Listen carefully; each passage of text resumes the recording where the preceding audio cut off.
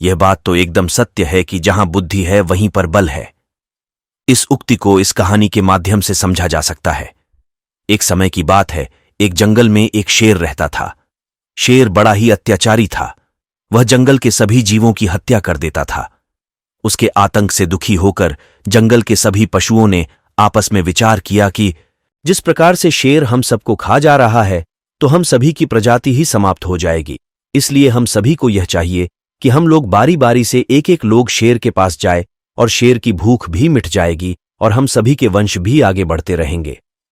यह बात सभी को अच्छी लगी।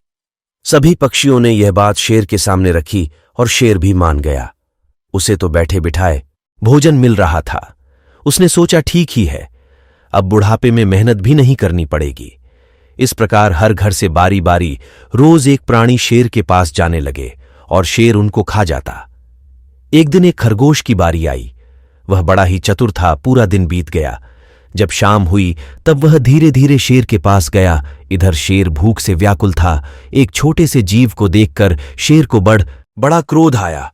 शेर डरते डरते बोला, सरकार, मैं तो आ ही रहा था, लेकिन रास्ते में एक दूसरा शेर मिल गया जो अपने को जंगल का राजा थे और मुझे आने नहीं दे रहे थे।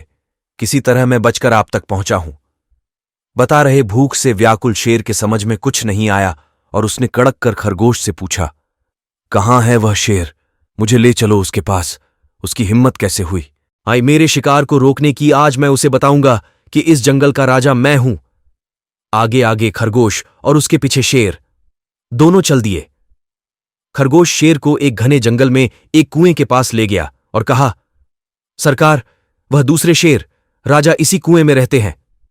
खरगोश की बात सुनकर शेर कुएं में झांककर जोर से दहड़ा तो कुएं में से भी प्रतिध्वनि हुई। शेर फिर दहाड़ा।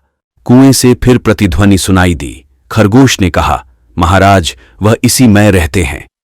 शेर तुरंत ही कुएं में छलांग लगा दी और उसी में डूबकर मर गया। खरगोश बहुत खुश हुआ। जब वह लौटकर अपने घर आया तो सभी जंगल के जीव उसे देखकर बहुत खुश हुए। इस प्रकार एक छोटा सा प्राणी अपनी बुद्धिमत्ता से अपनी और पूरे जंगल के प्राणियों की रक्षा की।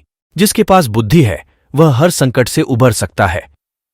हमारे भी जीवन में बड़े बड़े संकट आते रहते हैं। यदि हम अपनी बुद्धि का उपयोग करें तो हम हर संकट से उबर सकते हैं।